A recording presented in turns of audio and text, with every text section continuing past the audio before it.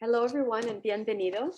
My name is Lori Dupreet Brown, and I'm the director of the UW-Madison campus-wide 4W initiative, and that stands for Women and Wellbeing in Wisconsin and the World. Thank you for participating in our 2021 conference, Resistance and Reimagination, Gender Change in the Arts, which is co-convened with the UW System Women and Gender Studies Consortium.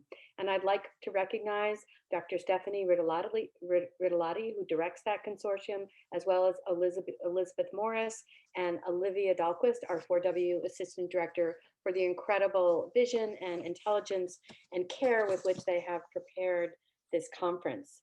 Thank you so much for joining this session. This is the 4W Women in Translation panel, Living Poetry, Women in Translation, a collective approach to translation. And I'm here with Dr. Sarli Mercado, who I'll be introducing in a moment. But first, I want to share a few things about how we will be communicating during the meeting. During the presentation, please feel free to pose questions for the presenters in the Q&A, and we will discuss those toward the end. And that is located at the bottom of your screen. If you're having any technical issues, you can use the chat to write to one of our conference administrators and they will help you. There's also closed captioning for this event by the Northwest Court reporters. So please see the chat if you're interested in accessing that captioning. I want to say a little bit about how we've managed the bilingual nature of this meeting. The closed captioning is going to be in English. Most of the Spanish language, almost all of the Spanish that you will be hearing will also be in English. Where there are answers, if for speakers who are speaking in Spanish, we will be simultaneously translating them. And because a lot of this won't be like simultaneous translation, there are blocks of time when you're listening to English or listening to Spanish. And I'd like you to just think about that as a chance to experience the language for its sound and rhythm. Sometimes when we don't have meaning, you get to be present to the language in a different way. And sometimes we do that intentionally in bilingual spaces. So that's what we've been able to arrange today. So don't worry about word for word. Listen to the feel of the face, the feel, and so forth. And I think you can, gain some insights even when you don't understand every single sentence. Lastly, we are recording today's session and we'll be sharing these videos once they've been captioned. So there's one more session after this. So please check our program. It's going to be the Disability Pride event, and it's going to be wonderful. There are also some 24/7 ways to participate in the conversation. There's an artist exhibition. There's some wonderful presentations from universities around the state that you can still look at online. So if you're hungry for more, there is more. And with that, now I'm going to turn to one of my favorite tasks of the day, which is to introduce Dr. Sarli Mercado. Sarli is the 4W Director of Latin American Urban Cultural Connections on Women, Landscape, and the Arts. She's also the co-director of our 4W International Women Collective Translation Project. As a literary critic, her work focuses on contemporary Spanish American poetry in the United States, Latin America, and Europe. And she's also part of an ongoing interdisciplinary collaboration between UW-Madison and the Museum of Environmental Sciences at the University of Guadalajara, which addresses the urban and nature. Sarli has been an incredible leader, convener, facilitator, and mind behind our work related to literary translation. And I have learned so much with her and seen the way she is able to just create circles of passionate poets around her. And so you're going to get a taste of that today. And I think it's only the beginning of what you'll see in the future from the amazing leader that she is. Sarli, with that, please feel free to say more that you would like our audience to know about you. And thank you for putting this wonderful panel together. No, thank you, Lori. For me, this is a beautiful experience and moment because our complicity, our work together and collaboration that to me has allowed me to bring and share with everybody what for me has become my identity, considering that I come from a country and a region where exile was the step that brought me here. And exile, to talk about exile is to talk about stories, to talk about images and experiences that, and translation as well, in addition to language. So to me, this is just a joy. And I just want to welcome and each one of you to this panel. I'm going to share a PowerPoint because in order to speak about our project that Lori and I have been putting together and just enjoying with an excellent the excellent company of so many women and men as well. Um, I want to present to you this panel that the title is Language, Intentions, and Meanings. Women Poetic Voices from Latin America, considering that we have Alicia Borinsky, um, I always call her my guru because she gave me such a guidance and such much knowledge to understand the meaning of poetry, language, translations, to say the least. And also Nadia López Garcia, another rock star, together with Alicia, they both have have written about women and about the experience of being a bilingual poet, of living in translation. Um, my thanks as well to my colleagues at 4W Initiative and to the Wisconsin and Women's and Gender Studies for organizing this conference, because for me and for us, the arts, which includes the task of translation, that zone of cultural contact, together with the experiences of women around the world, and the meanings of gender are deeply linked to this, to resistance and to reimagination that at the end brings knowledge and change to all of us. So with that, I want to also thank the Center for the Humanities, who a long time ago, that was in 2019, 2020, they awarded us the Borghese Workshop Mellon Grant that makes this event possible, and also other events that we organize as in our workshop and project, international project. So with Lori, I want for us to talk about what does it mean? What is this experience of creating this project of women that began as a local gesture of translating the essay of Aldo Leopold, The Good Oak. And then it turned into this dialogue with women, and we name ourselves Living Poetry, Women in Translation. And Lori, I give you. Yeah, this has been, the idea of collective translation has been a joy, because what happens is we think we've done our best work, and when we reflect collectively, we find new meanings. And I think we've come to feel almost that if you haven't translated a poem, it's like you haven't read it. That's how rich the process is for all those folks you saw in that picture.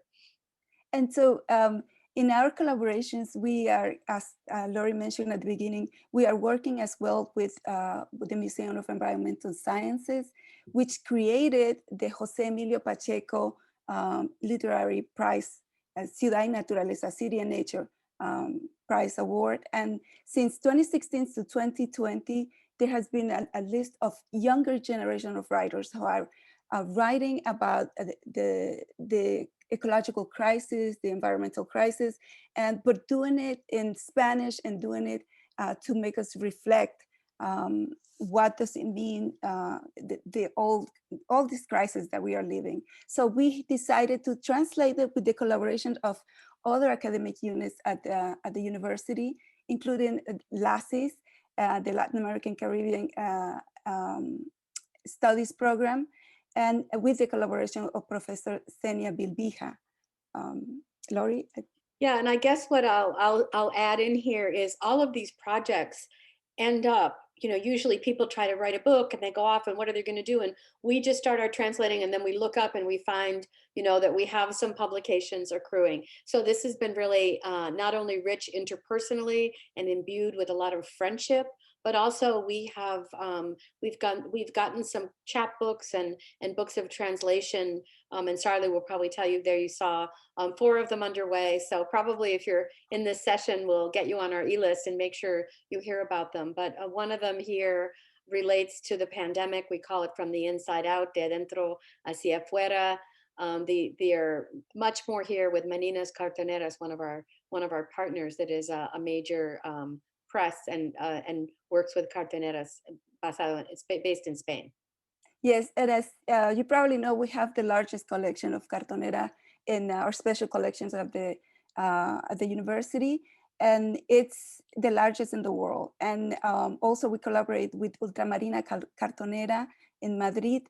And the International Collective Translation Project includes so many writers, so many translators as well, and poets who are from different generations, from like these writers from Guadalajara to American writers such as Jessie Lee Kercheval, as you know. She's a professor here at the University of Wisconsin. Janine Pitats is the translator of Marosa Di Giorgio. Laura Cesar Coeglin is a winner of for her books on translations. Marge Hogan, she's a poet and translator as well. And Lori? Yeah, and so we've also tried to think about other kinds of translation, and one of our favorite quotes about this comes from Suzanne Jill Levine, where she says we need to be subversive in our translation, and what we choose to translate matters. So a translation is an amplification, it's an extension of voice, and so we think about our 4W leaders. We're thinking now about writers from around the world. This is Babu Carter, Dr. Babu Carter, and she's a local poet and writes about the African American experience, and we've translated her work into Spanish. And Sofia Sanchez as well, we've translated her work into English. So the idea of translation becomes so powerful, and the fixity of one language seems so narrow when we think about the way we can think in multiple languages. Yes, and so that takes us to some of the projects. This is the A Lantern Radical Light, Linterna Luz Radical, one of our anthologies that we publish online, and it's soon we're also creating a printout version of it. But these projects are that gives us so much energy to continue our work, because like this one with the Colombian writer Brigitte Batiste, she was also here a couple of years, right, giving one of our keynote speakers. And with her, we are working on a new project, which is Gender and Environment, with the collaboration of CHE, the Center for Culture, History, and Environment of the Nelson Institute. And it's including many different writers as well. So this idea of unthinking the binary is what also takes us to think what is gender and environment through poetry. Just to add to that before you go on, what is happening here now is what happened a few years ago. We met Brigitte. She sat in our circle, translated. They sat in our circle, translated with us, gave a wonderful lecture, and then we asked for a selection that we might translate, and we've continued the collaboration. And we're hoping that this conversation will also lead to continued collaboration. So conference, community, conversation, they all meld into each other for wit. Yes, and other of our collaborations are partners like either translators or poets and translators that work together. Sally and Jose are working in Afro-Colombian literature. Mary, Holly, and Sylvia Goldman are translating and writing poetry through translation together. So this is, and of course we have Alicia Borinsky together with Regina Galasso and Natasha Kaminsky. So Hakimi, sorry. And then Luisa Futuransky and Philippa Page are part of those writers that inspire us to continue our work. And so, as you can see, this is this idea turned into what I call also the matrix, because it's part of that zone where different cultures get together, different voices from Latin America, Spain, and the United States. And we want to include other voices from different parts of the world as well to make this initiative and this project that the idea of translation in itself. So Lori, yeah, I think I'm just so eager to hear from our speakers. I guess I will just say that you know, there's a culture of hospitality and sharing and embracing difference in this work. And it comes from all the people you see at that table were born in different places and have ended up being in Madison together. And it's just every time we get, you know, a new life experience represented at the table, it's a source of joy, and we know there'll be discovery. So I think there's a real sense of belonging because everyone's saying, I'm living in translation. So am I. So am I. And suddenly everyone's, you know, making a circle. Yes. Well, with that, I want to turn to our two special guests, and I want to introduce Alicia Borinsky to you. Alicia Borinsky is a fiction writer, a poet, and a literary critic in English and Spanish. Among her bilingual volumes of poetry are Frivolous Women and Other Sinners, Lost Cities, Go to Paradise, and My Husband's Woman. She is the recipient of several awards, including the Guggenheim Fellowship and the Latino Award for Fiction, and the author of numerous scholarly volumes.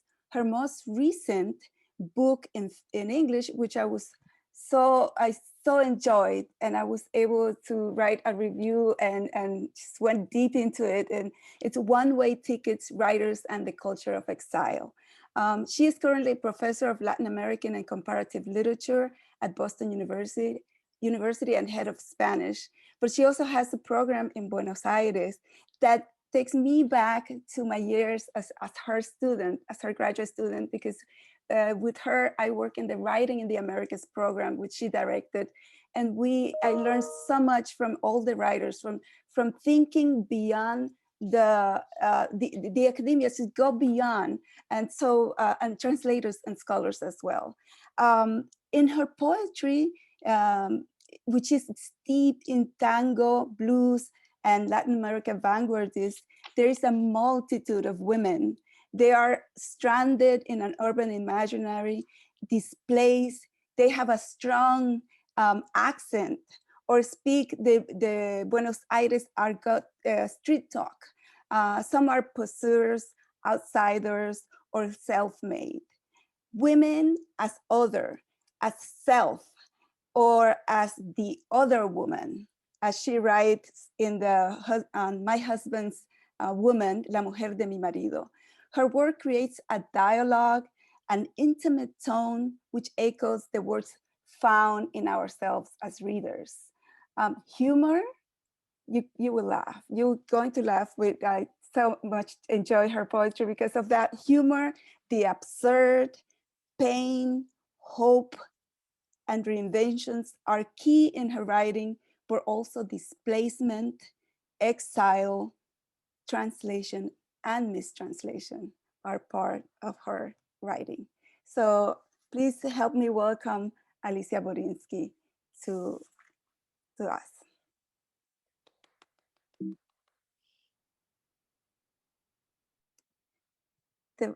El sonido. Well, thank you very, very much. Thank you very much, Sarli. I mean, to me, it was a privilege meeting Sarli Mercado for the first time.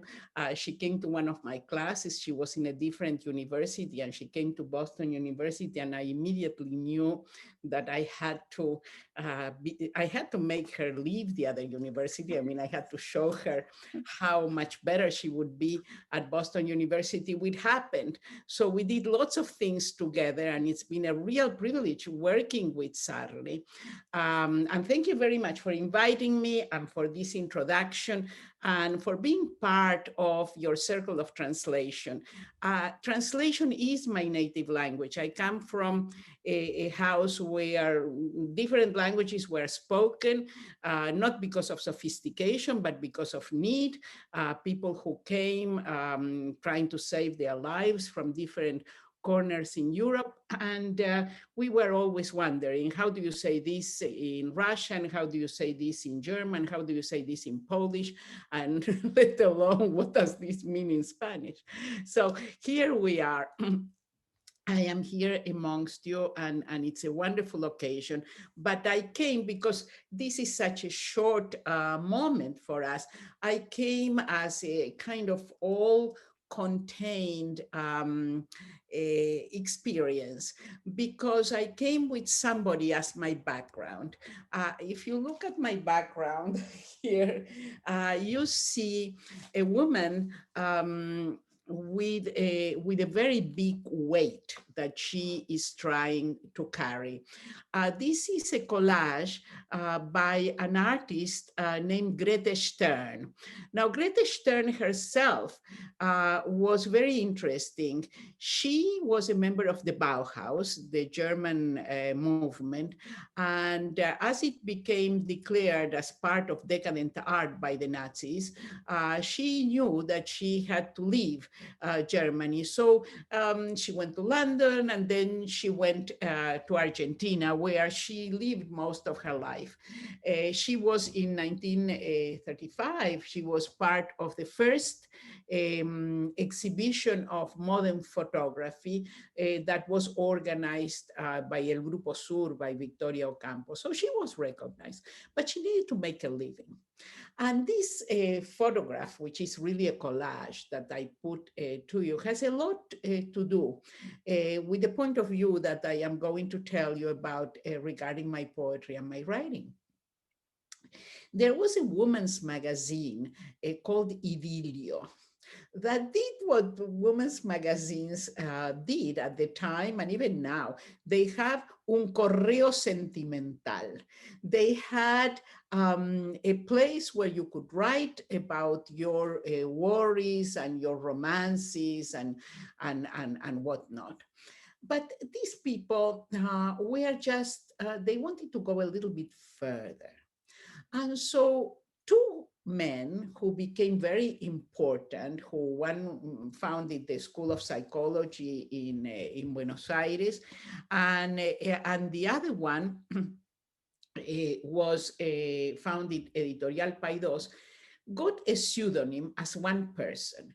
And they asked the readers, the female readers mostly, to send them their dreams.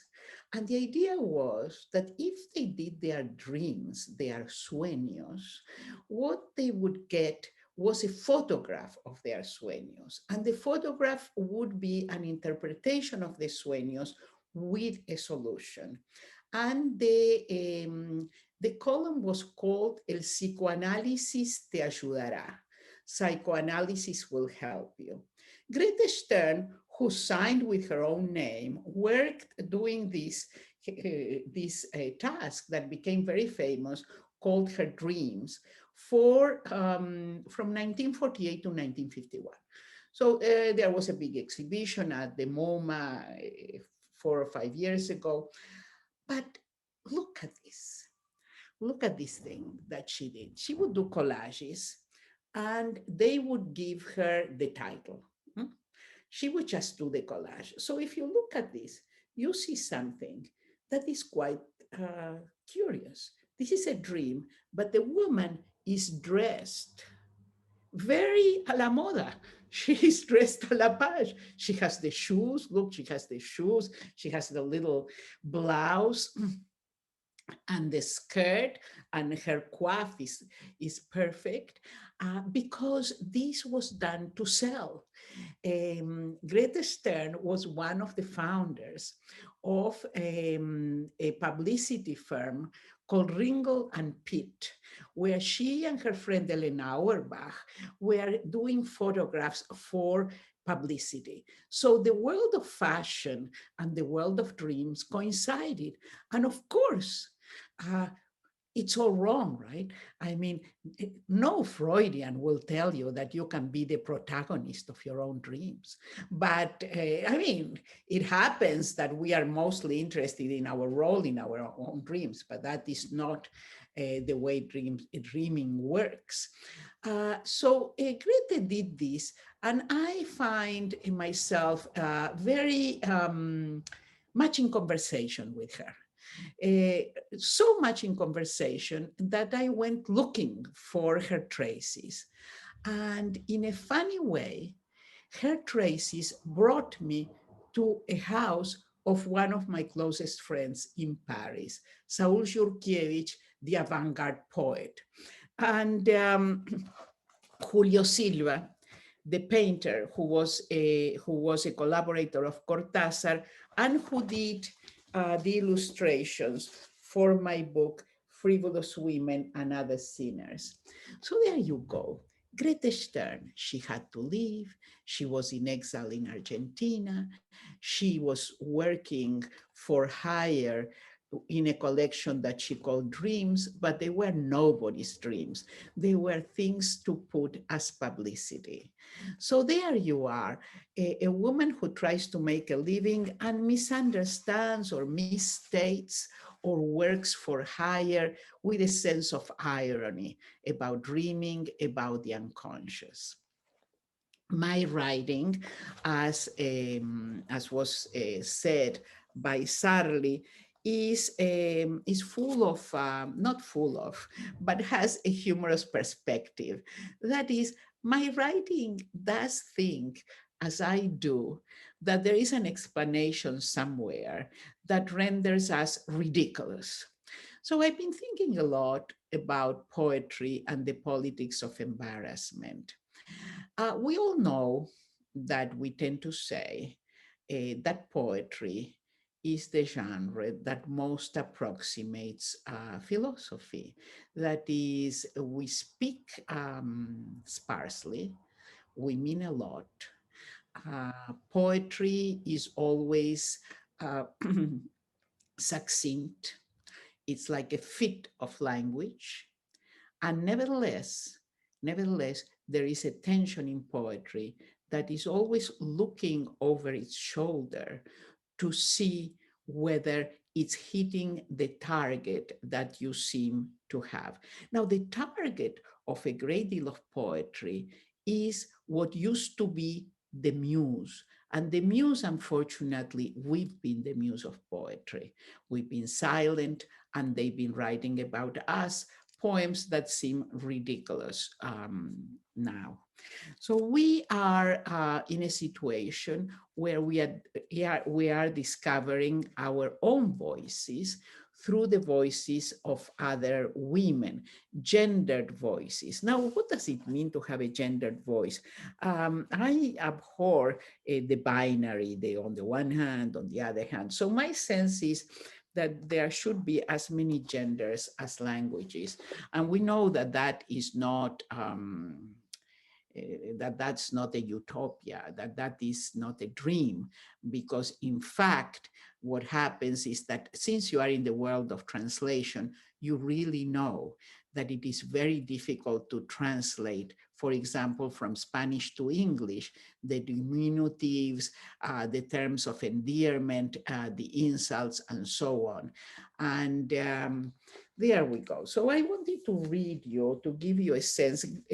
Sadly, I won't take too long because I know that we have very little time, right, Sadly? How long do I have now?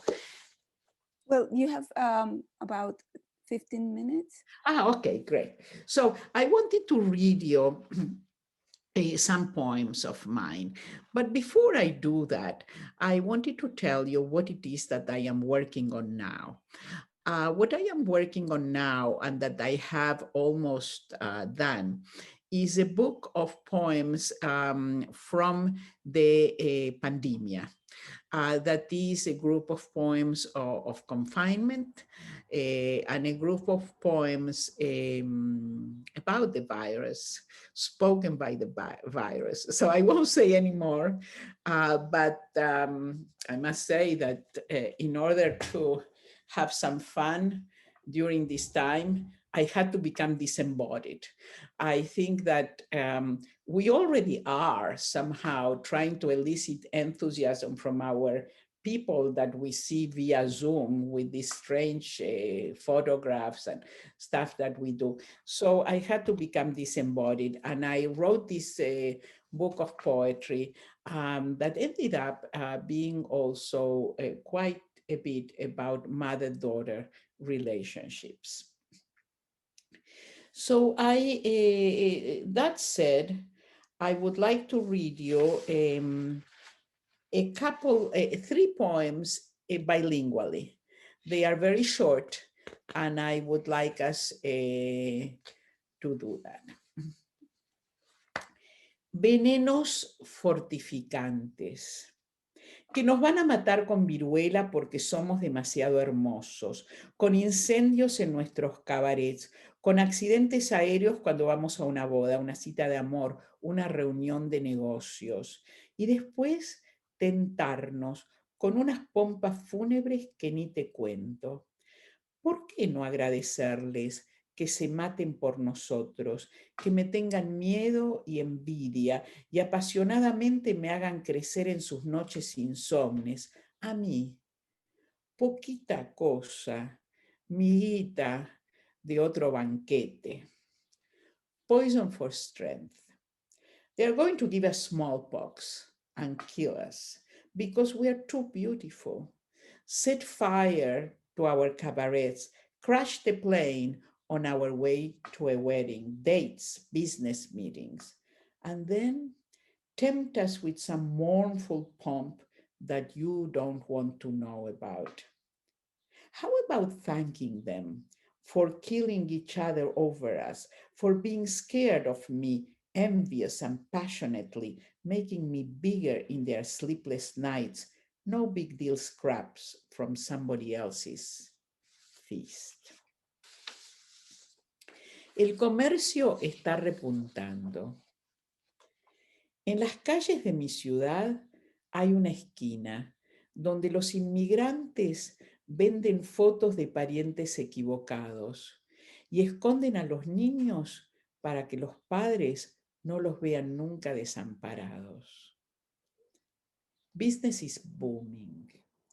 There is one corner in my city where immigrants sell pictures of mistaken relatives and hide children so their parents don't notice that they are homeless. And then I'll read you one. Since I was talking with Lori earlier on, we had an interesting conversation about paranoia. I would like to read, especially for her to hear, a poem called Precauciones. Tiene miedo de cruzar la calle. Tiene miedo de cruzar la calle cuando no hay autos. Dice, cualquier secuestrador tentado por la falta de testigos se la puede llevar a un país distante donde deberá usar velo y hacer locuras día y noche sin ser jamás, sin embargo, protagonista de ninguna noticia. Precautions. She's afraid to cross the street when there are no cars. She says a kidnapper, tempted by the fact that there aren't any witnesses, can take her to a faraway country where she'll have to wear a veil and do crazy things night and day without ever being subject of any headlines. There you go. She gets run over, right?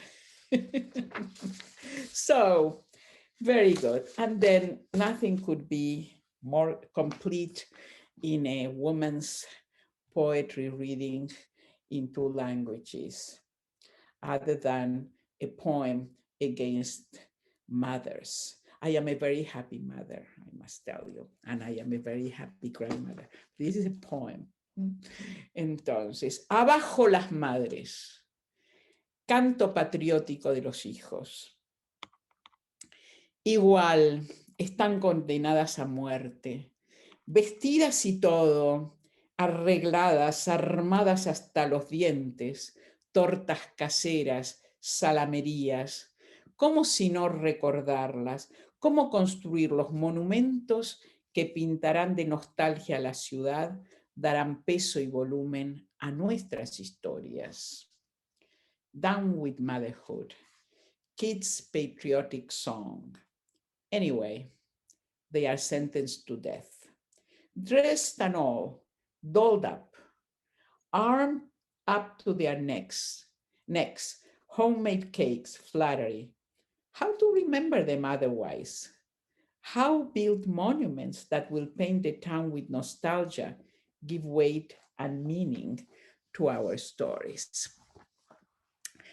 I have been fascinated by history and by the fact that we say sometimes things that are somehow true if we were to be dogmatic, but blatantly false when we read the papers. We say that if the world were ruled by women, then things would be different and there would be less violence.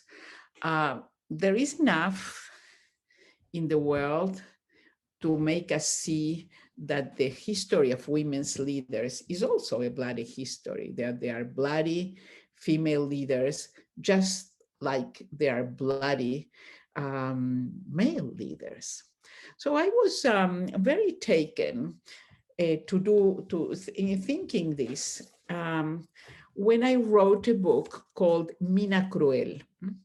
Mina Cruel is a novel that nevertheless is very close to poetry because the way I write novels is I write them in a syncopated form. And so I really write in an interstitial genre. And I was very surprised that the title that I gave to the book in Spanish, I thought came from a tango that's called Contramarca. And in fact, when I was at the radio program being interviewed by this, I was told by a caller that my recollection of the tango was wrong, that the tango said, China cruel, ¿a qué has venido a romper la calma del bulín? But I thought it was Mina Cruel because it seemed to me so Buenos Aires. And it is about a guy who wants a woman to come back, but then when she comes back, he bemoans the fact that she's back and he marks her face with his knife. Now, this book is a book that is a very, a book I don't want to say interesting, but for our purposes, it has some images that are interesting, which is the image of exile. You have a Latin American dictator who prepares himself for exile because he likes to do international shopping, he likes to go to malls, he likes to go to a civilized country. So he does all of these things in order to be sent to exile. And there is a moment when they go to England, which from the point of view of a South American, it's the colonizing country, right? So that is supposed to be the apex of civilization. So here is an evocation of England, very succinct. England opened like a misty flower. Men with raincoats and newspaper under their arms walk to work. Here indeed people smell good. Civilized country, gray trousers, straightward glances. They go about their affairs as if they mattered, because they do matter. In this country, it is easy to feel oneself a stranger. Let them think I am mysterious. Let them follow me and ask me where I come from. At last, I can dress myself in proper style. I am from there. Now they will never impose a childhood on me or foretell my future, a total mystery for my neighbors. They will dream about me in the midst of their ingrained customs. They will want to break out of their routines, but the price will be too high, and most of them will remain forever fixed in their family portraits, poor nuts trapped in their habits, wrapped in their odors and maternities. These women will never know the pleasures of my helpless state, the fierce joy of my roaming. So this woman who is speaking, is happy to be strayed. I am sorry, can you hear me? They say that I am signed out. I can't hear you. We can hear you, but your background is changed. So Oh, you no. lost your background. No, está bien, pero No, puedes. no, let me just go back. Yeah. Because I am in construction, so I am No, going from problema. Sí, place ahora to vemos la place. ventana atrás. Sí. Está bien. Yeah. Okay, let me just go here, and I hope that you will see me. Yep.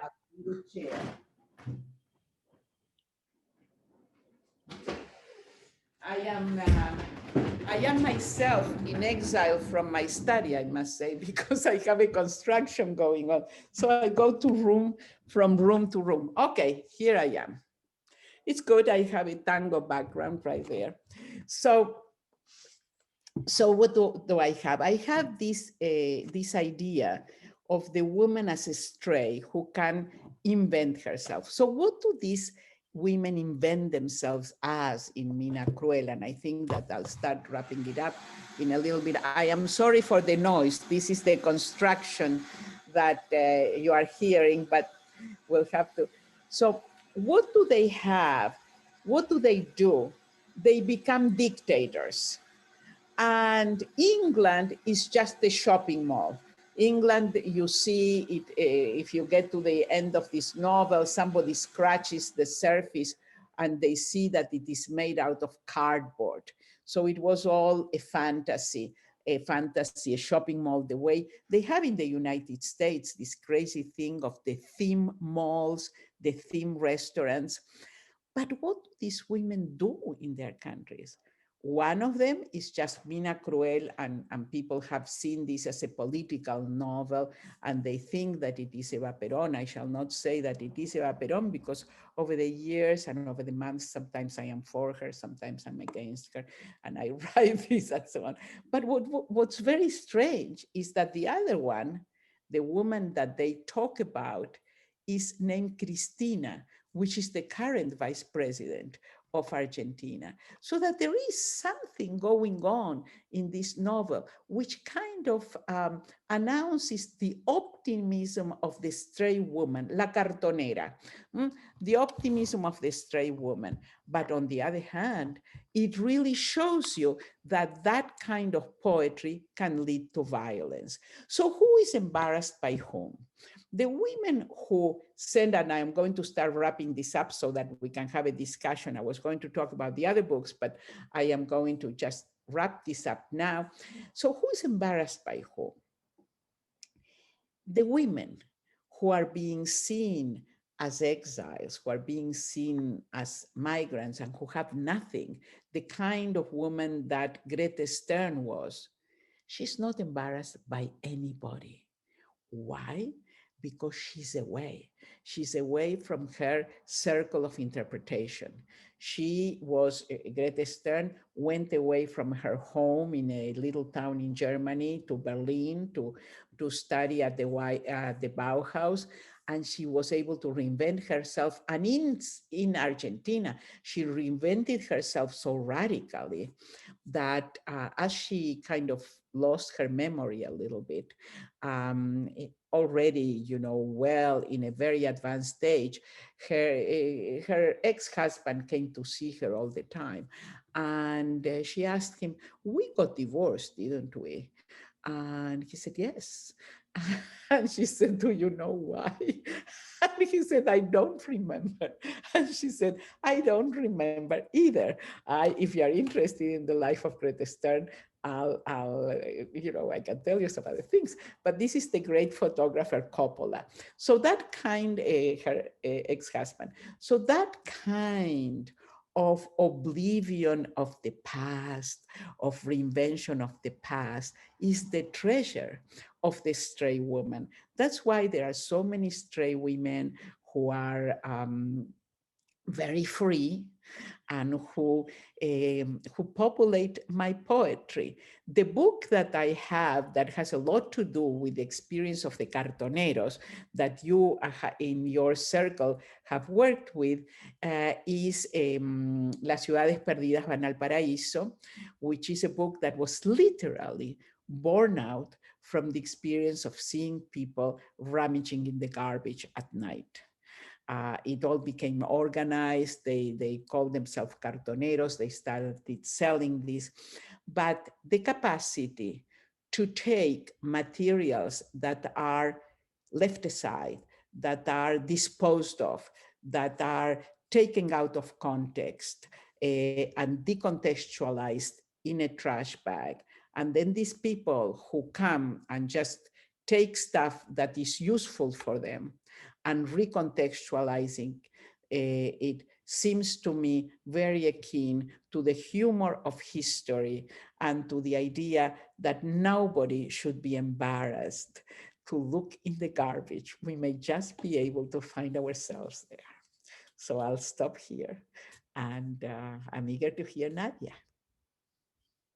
I hope I didn't go for too long. No, thank you so much, Alicia. This is wonderful. We really enjoyed hearing you, and we'll have a dialogue with you and together with Nadia. And thinking of the time, I'm going to pass now to Nadia. Teun Savi, if I'm pronouncing it correctly, you will correct me, Nadia. She is known Nadia Lopez Garcia in Spanish, is a writer, essayist, and award-winning poet, a promoter of the mystic culture. She was awarded one of the 2017 Sensontle Prize in Indigenous Literatures, the 2018 Youth National Literature Prize, and the 2019 Mexico City Youth Literary Prize. She has published the poetry collection Tierra Mojada, Weathered Earth, in 2018, and El Tren in 2019. Her work has been translated into Arabic, English, French, Hindi, and Catalan, and also in English by Wit, right? She has also participated in numerous recitals, poetry festivals, and workshops in Mexico, India, Colombia, Guatemala, Puerto Rico. And of course, Forbes listed her as one of the most creative of Mexicans of 2018. One last thing I'm going to say is that she was born in the community of Caballo Rucio, Mixteca, and she's probably going to share more about her biography with us as she presents. But I want to thank Nadia for being here with us. When we began working in translating her poetry, we were all enamored from the words that she was sharing to us. And we were thinking about the meaning of bilingualism in the indigenous languages and Spanish, and thinking about how many indigenous languages are also dying with the generations. And her work seems to us necessary and important for us to translate and to share with you. I leave you, Nadia, with you, and I am grateful for her presence with us. And Lori will also be doing the translations as well. Muchas gracias. Muy buenas tardes para todas y para todos. Me da mucho gusto poder mirarles y poder dialogar hoy. Muchas gracias a Lordi por la traducción que hará. She says, hello to everyone, and thank you so much for I'm so happy to be here this afternoon, and she thanks me for translating for her, for which I say thank you for the honor of being able to do that. Voy a leer un texto, va a ser simultáneo, un párrafo en español y Lordi lo hará en inglés. Y bueno, después de este texto vamos a leer algunos poemas, tanto en mi lengua originaria, que es el mixteco, en español, y Lordi lo hará en inglés. First, we're gonna read a talk that she's given, a paragraph in Spanish and English, simultaneously translated, and then she's gonna read some poetry in her native languages, which is Mixteca, and then in Spanish and in English. Voy a comenzar. El texto se ha titulado Mujeres con alas, escritura en lenguas originarias. Women with wings, writing in native languages. En México pensamos, hablamos, soñamos y hacemos poesía en muchas lenguas. Sin embargo, por mucho tiempo y aún en la actualidad, se ha castigado y discriminado a las personas que hablan una lengua indígena en este país, ya que históricamente se ha considerado las lenguas originarias, indígenas, como menos válidas que el español. Por ello, desde el sistema educativo, jurídico, social, entre otros, se ha buscado que las lenguas indígenas poco a poco dejen de ser habladas. Quienes hoy hablamos, pensamos, soñamos y escribimos en nuestras lenguas originarias, lo hacemos como un acto de resistencia. Escribimos para no olvidar nuestra lengua y para decir que todas las lenguas son válidas para caminar, transitar por este mundo. In Mexico, we think, speak, dream, and make poetry in many languages. However, for a long time and even today, people who speak an indigenous language in this country have been punished and discriminated against, since historically, the original languages have been considered less valid than Spanish. For this reason, the educational, legal, social systems, among others, have created conditions whereby, little by little, indigenous languages gradually stop being spoken. Those of us who speak, think, dream, and write in our native languages today do so as an act of resistance. We write so as not to forget our language and to make the statement that all languages are valuable and should be maintained as living languages in our world. La escritura en lenguas originarias ha representado y presenta un posicionamiento político que busca contar las otras historias, las que no aparecen en los libros de literatura mexicana. Porque cuando se piensa en la literatura en México, la mayoría de personas solo piensan en lo que se escribe en español, olvidando que hay 68 lenguas más, aparte del español, y desde las cuales estamos haciendo literatura.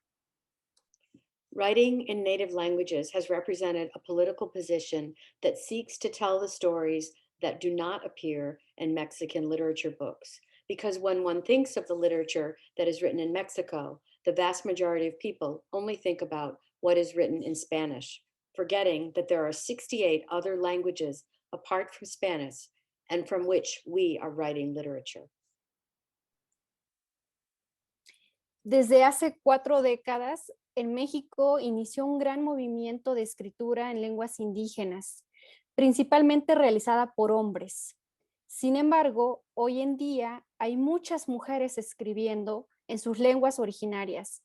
Y para nosotras, escribir desde la lengua con la que nombramos el mundo por primera vez significa resistencia, pero también significa libertad y empoderamiento. Saber que a pesar de que en los pueblos indígenas de México hay mucho machismo y la mujer debe luchar mucho para que su voz sea escuchada, a pesar de eso, estamos rompiendo el silencio con la poesía. Estamos atreviéndonos a contar nuestra historia, la historia de las mujeres que históricamente han sido violentadas por ser indígenas. For 4 decades in Mexico, a great movement of writing in indigenous languages began, mainly carried out by men. However, today there are many women writing in their original languages, and for us to write from the language with which we name the world for the first time means resistance, but also freedom and empowerment. We know that despite the fact that the indigenous peoples of Mexico hold a lot of machismo, and women, and despite the fact that women have had to struggle to have their voices heard, we are breaking the silence with poetry. We are daring to tell our story, the story of women who have historically been violated for being indigenous. Soy una mujer indígena que pertenece a la nación de la lluvia. Mi familia es una familia mayoritariamente de mujeres, donde por mucho tiempo tuvimos miedo de hablar en público, de hablar fuerte, de decir lo que pensábamos o lo que queríamos, pero que hoy estamos haciendo poesía como posibilidad de contar nuestra historia. Todo lenguaje es pensamiento, es estructuración del mundo, y nosotras hemos decidido contar el mundo desde nuestra lengua originaria. I am an indigenous woman who belongs to the nation of the rain. My family is a family mostly of women who, for a long time, were afraid to speak publicly, to speak loudly, or to say what we thought or wanted. But today we are using poetry as a way to tell our story. All language is thought. It is the structuring of the world, and we have decided to tell the story of the world in our original language. Crecí entre campos de tomate, pepino y fresa, como crecen cientos de niños jornaleros migrantes que acompañan a sus padres, la mayoría indígenas del sur del país, en el trabajo agrícola que desde hace muchos años se realiza en la frontera norte. De ahí que desde pequeña escuchara varias lenguas que años más tarde reconocí como dichazá, ayú, náhuatl. Hasta ese momento desconocía que mi madre era hablante de una lengua indígena, el tunsavi, la lengua de la lluvia, mejor conocida como lengua mixteca. Los primeros recuerdos que tengo de mi mamá y el mixteco son de ella escondiéndose para hablar con sus compañeras de surco en los campos de fresa. I grew up among tomato, cucumber, and strawberry fields, as do hundreds of migrant child laborers who accompany their parents, the majority of whom are indigenous from the south of the country, on the agricultural work that for many years has been carried out on the northern border. Because of this, since I was little, I heard various languages that years later I recognized as Dizaxa Ayuk in Nahuatl. Until that time, I did not know that my mother spoke an indigenous language, the Tunsavi, the language of the rain, better known as the Mixteca language. The first memories I have of my mother and the Mixteca language are of her hiding in the furrows of strawberry fields so she could speak her native language with her coworkers. ¿Por qué mi madre se escondía para hablar la lengua con la que conoció el mundo? ¿La lengua con la que descifró el canto de los pájaros y el de mis abuelas? Why did my mother hide the language with which she had learned the world, the language with which she deciphered the song of the birds and the voices of my grandmothers? La respuesta estaba dada en la discriminación que por años ha lastimado a los pueblos indígenas y a los hablantes de una lengua indígena. Por ello, mi madre, mujer que fue monolingüe en mixteco hasta los 15 años, decidió que ninguno de nosotros se nombrara en la lengua ñusabi. Decidió de alguna forma protegernos contra toda la violencia que ella vivió cuando era niña por no hablar español. The answer is in the discrimination that for years has hurt indigenous people and speakers of an indigenous language. For this reason, my mother, a woman who was monolingual in Mixteca until she was 15 years old, decided that none of us should be named in the new Savi language. She decided in some way to protect us all from the violence that she experienced when she was a child because she did not speak Spanish. Las primeras veces que escuché que mi madre hablaba en un lenguaje distinto, en mixteco, al sentirse descubierta, cambiaba en automático al español. Estás mal, hija, escuchaste mal. Yo estaba hablando bien, me decía, cuando yo le preguntaba por esa otra forma de hablar. De ahí vino mi primer referente. Yo estaba hablando bien. Entonces, hablar tunsabi, mepa, ñañú, ¿es hablar mal? ¿En qué momento nuestros pueblos creyeron que hablar su lengua originaria era hablar mal? ¿En qué momento se definió quién hablaba bien y quién hablaba mal? En otras palabras, ¿qué lengua era válida para expresarse y cuál no? De ahí la importancia de escribir nuestra historia, de contar nuestro mundo, nuestro tiempo, para que nunca más ninguna mujer tenga miedo de volar con alas de palabra, para que nunca más ninguna mujer tenga miedo de escribir su historia, de compartirla. The first times I heard my mother speak in a different language, Mixteca, she switched immediately and automatically to Spanish when she realized I heard. You're wrong, daughter, you heard wrong. I was speaking correctly, she told me when I asked her about the other way of speaking. That's where my first reference came from. I was speaking correctly. So speaking Tunsavi, Mefa, Nuanu is speaking incorrectly or wrong? At what point did our peoples believe that speaking their native language was speaking badly or incorrectly? At what point was it defined who spoke well and who spoke poorly? In other words, which language is a valid form of expression and which is not? This is why it is important to write our story or tell our way of knowing the world. It's our time. So never again would a woman be afraid to fly with the wings of words, and no woman ever again would be afraid to write her story, to share it. La escritura en lenguas originarias se ha convertido en un refugio y resistencia contra la violencia y contra el silencio. Se ha convertido en alas para volar por el mundo compartiendo nuestra palabra.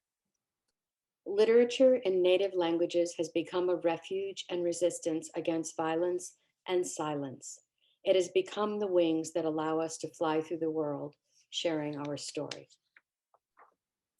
Y bueno, me gustaría también agregar a este texto que la traducción es muy importante para poder compartir nuestra historia con otras personas.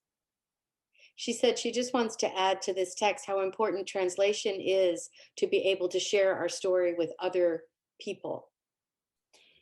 Algo que me he dado cuenta es que varios de mis poemas han sido traducidos a otras lenguas, como por ejemplo el hindi.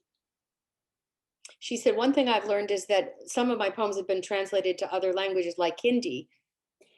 Y cuando las mujeres de India, que está al otro lado del mundo, leían estos poemas, era la misma historia que ellas estaban viviendo. And when those Indian women who lived at the other side of the world heard the stories, it resonated. It was the same story, like their story. Lo que quiere decir que la violencia hacia las mujeres está en todas partes y en todos tiempos. It's really, what I want to say is that violence against women is everywhere and in all times. Por eso es importante la traducción para saber que estamos acompañadas, aunque seamos de diferentes países. For this reason, translation is important because we know we're accompanied, we're together, even though we're in different countries and places.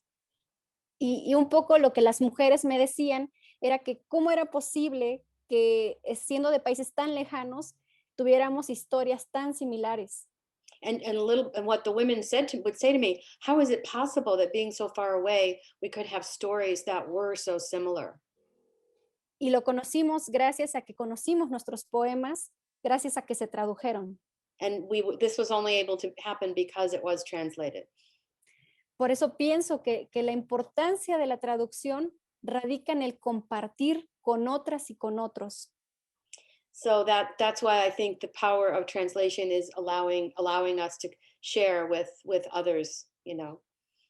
Y saber que las luchas que tenemos como mujeres son igual para todas. And to know that the struggles that we have as women are the same for everyone. Y bueno, ahora me gustaría leer, si es posible, los poemas. And now, if it's possible, I would like to read my poems, she says. Primero voy a leer en la versión mixteca y después voy a hacer la versión en español y después voy a agradecer a Lordi. So you're going to hear three. First, you'll hear the Mixtec version, and then you'll hear the Spanish, and then you'll hear the English. So this is a great privilege to hear the Mixteca version. Comienzo. Itabe, mi ni kanshi kwakurebe shiko senpasuchi. Tatuyut sayu, takichi kwe, bekoi kusu. Tatututsa kashiminyu, beko biko, yencha ita kwara kwa. Yenya kununyu, shastaran takwatu chaku, takwatu se. Nubean katisoko, nyakwakuana. Kusura kunchatu inse, inkuini, intu, insibishitu nyu. Nubeye ita, kuncha ita. Casa Flor. El sol nace y la casa ya huele a cempasúchil y ocote. Las piedras respiran despacio, la casa despierta y la leña habla en el fuego. En esta casa no hay nubes, hay flores azules, rojas y amarillas. Hay mujeres que tejen palma, que hacen tortillas y rezan por sus hombres, por sus hijos. En esta casa hay grillos que lloran, corazones que no duermen y esperan. Un hijo, un amor, una palabra, un nombre junto al fuego. En esta casa hay flores, flores de espera.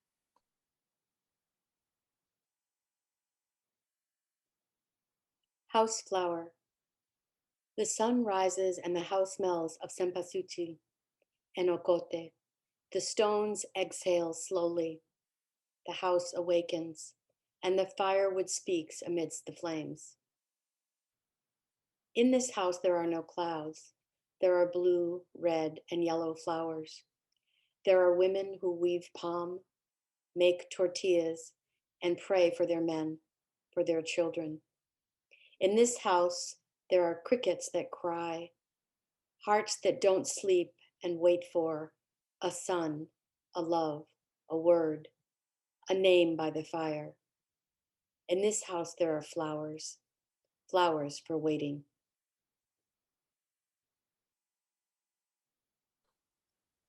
Ahora voy a leer el poema Sabi. Sabi. Me kuncheñan chaindu shinurra sabi. Me kuncheñan kwaku rakwaku, nyan chikuirañu, nyan ko, nyan ra, nyan sa. Me kuncheñan tun, nyan yucha, nyan divi. Takwatu me kuncheñan, nyan kachitunku. Tikan divi yatsi kwa chikui, yatsi bishon tikiño ratsa i. Sabi. He visto mujeres de ojos negros y lluvia. He visto mujeres que lloran y ríen, mujeres agua y tierra, mujeres despojadas y mujeres pájaro. He visto mujeres palabra, mujeres río, mujeres cielo. Rezo por ver mujeres siempre, mujeres que digan su palabra en este ancho cielo como jícaras con mucha agua, jícaras que mojan las semillas de la tierra y florecen en lo sagrado. Sabi. I have seen women with eyes of black and rain. I have seen women who cry and laugh, women of water and earth, women dispossessed and bird women. I have seen women of word, women of river, sky women. I pray to always see women, women that speak their word in this wide sky like jícaras full of water. Jícaras that water the seeds of earth and flourish in the sacredness.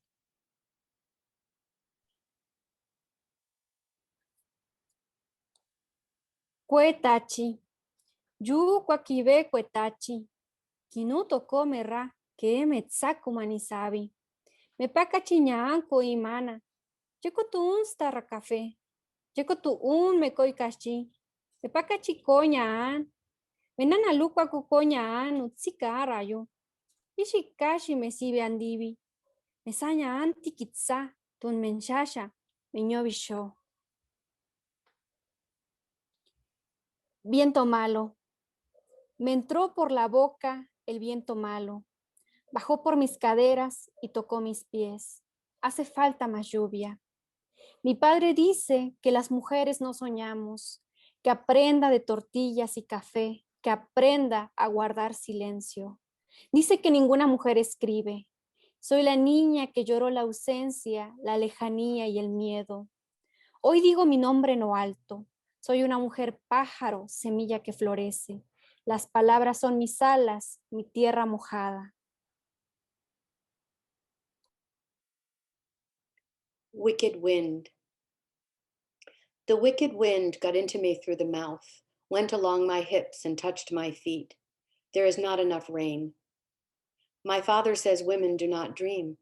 I'd best learn of tortillas and coffee. I'd best learn to stay silent. He says that women never write. I am the girl child who mourned the void, the far off horizon, and the fear. Today I say my name out loud. I am a bird woman, a seed that flowers. Words are my wings, my wet earth.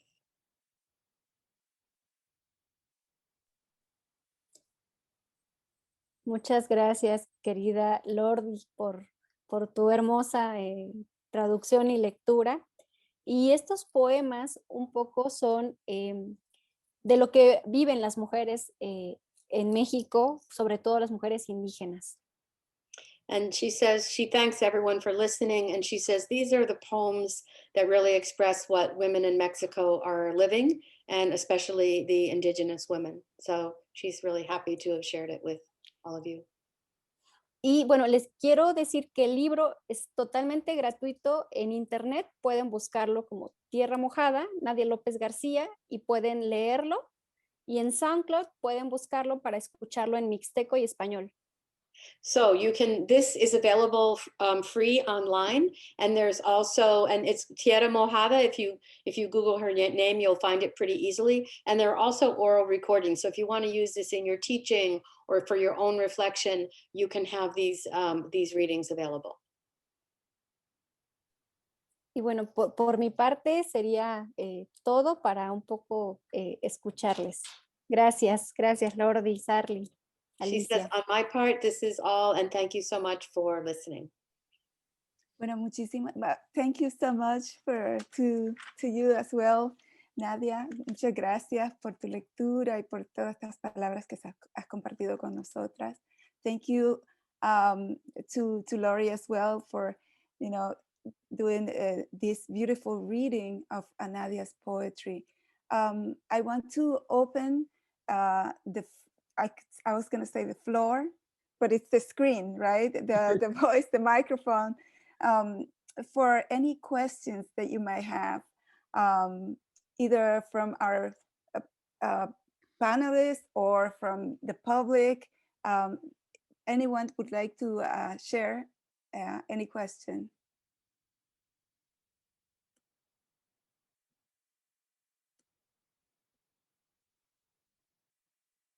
And while we wait for questions, Alicia and Nadia can feel free to share comments about each other's presentations as well. I have a question for Nadia. Nadia, very beautiful to hear you read. Gracias. ¿En qué lengua, Nadia? ¿Cuál es la lengua en la que escribiste los poemas? ¿El español es una traducción? Sí, la lengua primera en la que escribo es el mixteco y yo misma hago la traducción al español, lo cual es un doble reto, porque al ser tu propio escrito, a veces uno no tiene la riguridad, no es tan rigurosa, pero también tiene mucha libertad. Entonces, claro, yo creo que el 99% de las escritoras y escritores en lenguas indígenas se autotraducen en México. So the question was about does she write in Spanish? Does she write in English? How it gets translated? And she said, what's really natural for her is to write first in her indigenous language and then translate it herself into Spanish. And in some ways that's kind of fluid and it's less rigorous, but it gives a certain liberty as well.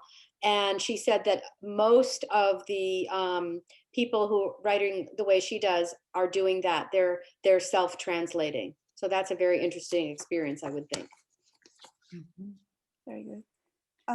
We also have some comments in chat that tells us that, well, people are loving the panel and telling us that it has so many layers. because it does has many layers, considering not only the different languages, but the meanings behind the poems and behind the words that both Alicia and Nadia shared. I wanted to just ask, and there's so many other comments that I should read. This is so beautiful. Thank you so much for sharing your work and for speaking about the critical position translation occupies in promotion of languages. What languages do you write in? It's another another question. And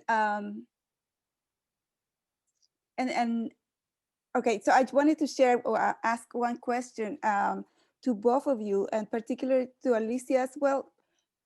You have said that poetry, to define poetry, you said that it takes place at the edge of language. And because of that, it requires or it needs a state of vigil. And I think that's what your poetry do, in addition to creating the stage to present the voices, other voices, right? Coming from urban, coming from the domestic fears of women.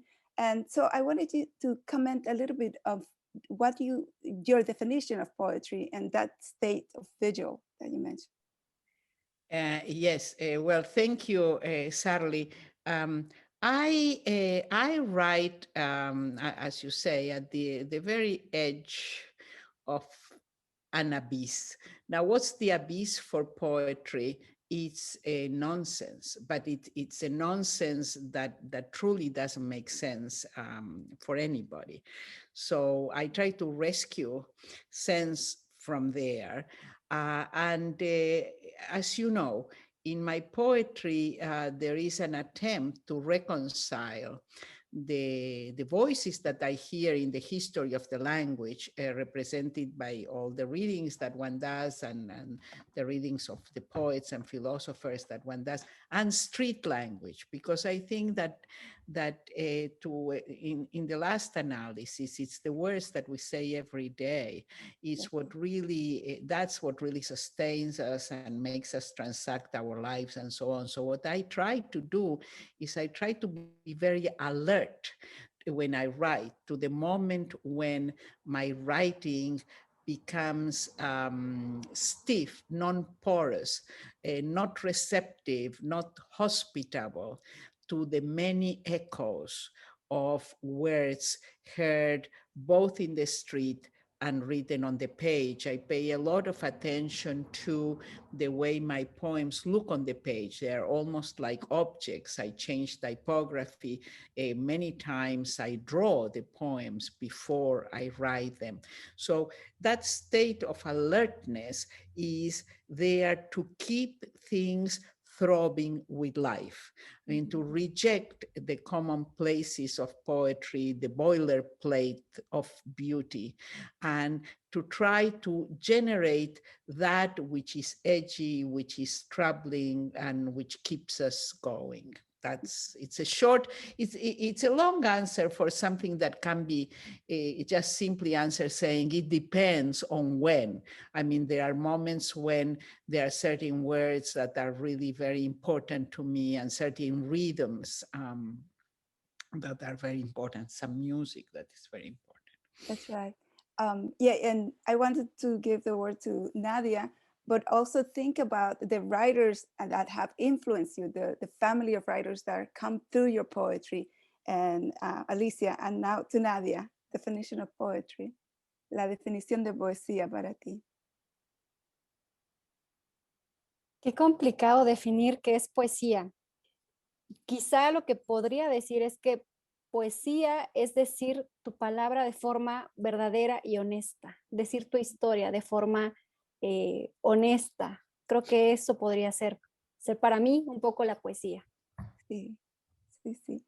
Y si nos puedes comentar los escritores que son tus precursores, the writers that have influenced you in your writing. In brief, what she said was that poetry, it's very difficult to define, but it's a type of honesty, through the language. Mm-hmm. Bien, trato de leer a muchas mujeres, sobre todo leer a mujeres, porque creo que históricamente hemos sido ocultadas, ¿no? En el mundo de la literatura. Entonces, bueno, no sé si quiera traducirlo, Lordi. She tries to read a lot of women, really read women, because they've been hidden in literature. They've been, ocultada, hidden. Entonces, leo mucho a Natalia Toledo, por ejemplo, a Natalia Toledo, Rosario Castellanos. Rosario Castellanos, we can write these in the chat too. También leo mucho, por ejemplo, a Miquea Sánchez, que sobre todo son poetas indígenas de México. A lot of these are indigenous Mexican writers that she's mentioning. Y pues bueno, también las leo sobre todo porque ellas fueron las que primero vi que estaban escribiendo en sus lenguas y de alguna forma yo también me atreví a hacerlo. And she said, seeing them speak in their own languages really gave me the courage to take the risk of doing it myself. Gracias. Sí, Alicia, ¿quieres? The writers, well, it's no secret to Sarli whom I read. At this moment and always, I read both writings by men and women, and in fact, they are not right. They are mostly, my writers don't define themselves gender-wise very clearly. So I like to read writers who blur the borders.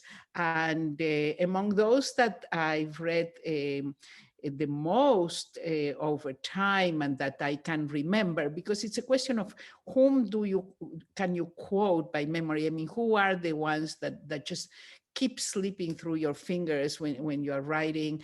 I have always liked very much Alejandra Pizarnik and Olga Orozco and Juan Gelman, and of course, to go to the Mexicans, Jose Emilio Pacheco. Once talking to Jose Emilio, we were talking about influences, and he said, well, writers tend to say that the philosophers are the big influences, but let's face it, you and I listen to boleros, and we say that Agustin Lara is probably more of a, so to me, popular music is a big motor, and I have my moments. I have a moment when I discovered Paquita la del Barrio, and I thought that she was absolutely hilarious in her violence and her work with the grotesque. But of course, you cannot stay too long with that because they are shallow. But in the case of Olga Orozco or Alejandra Pizarnik,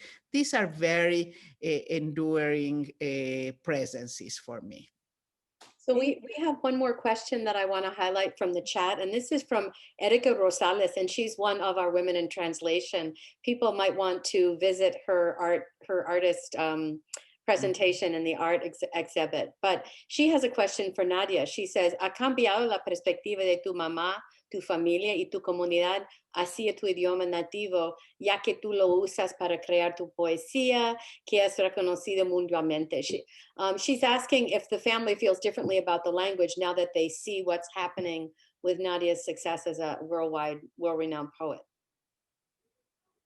Definitivamente ha cambiado la forma en cómo ellas mismas se miran, porque por mucho tiempo les dijeron que la lengua mixteca no era válida para hablar en público o para hablar en las ciudades. Entonces, ahora que ven que su lengua está en un libro, ellas como que se sienten muy orgullosas y saben que es falso lo que les dijeron, que sí se puede hacer poesía en su lengua y que es válida para hablar en cualquier espacio. She said it's completely changed, everything. They see themselves differently, and seeing their language published and used in this way makes them, reject the idea that it's not valid, and they see that it's valid in the whole world. So it's really made a difference in her family and in the community. We have another question by Marisa Alexandria Gorski. She's thank you everyone for sharing your art. I wanted to ask about the origin of the Mixtec language and where it comes from. It sounds beautiful. Lori? Traducir. You want me to translate it? Yeah. No. Marisa quiere saber sobre el origen de la lengua mixteca. En México tenemos 68 lenguas que están agrupadas en 11 familias. Entonces, la lengua mixteca pertenece a una familia que se llama otomangue. Son esas lenguas que están en la familia otomangue, se reconocen porque son nasales, son glotales y son tonales. Entonces, pues se reconoce que estuvo en lo que antes era México Tenochtitlan desde hace pues muchísimo tiempo. Entonces, es una lengua de ese tronco, el tronco otomangue. So she said there are 68 languages and there are 11 language groups, and the one is called the Octomangue, and it's known to be, it's glottal and nasal and tonal. And so you might have heard some of that and recognize it from other languages. And so that's the way that it fits into the landscape of languages in Mexico. Here's one last question that I think it sort of would help us to close this panel. Translation is very expensive. How have you managed to get your works translated? It is through your own initiative or through your publishers? And I think this is a very good question because it reminds us of how Alicia Borinsky works with other translators. And she can tell us a little bit about that. And also about the connection to Argentina and to women in Argentina, women writers. So if you want to share a little bit of your experience of working with other translators, and Nadia, tu bilingualismo, si quieres añadir algo más sobre tus traducciones. Yes, well, I have been very, very fortunate in that my translations and my translators have done my translations as acts of love, and they have all been collaborations with me. So I have been the co-author of the translations.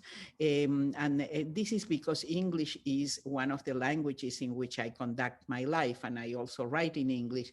But right now, there is somebody who has translated me into French, and I have not seen the translations, and I will let her run with it. We are she's looking for a publisher right now.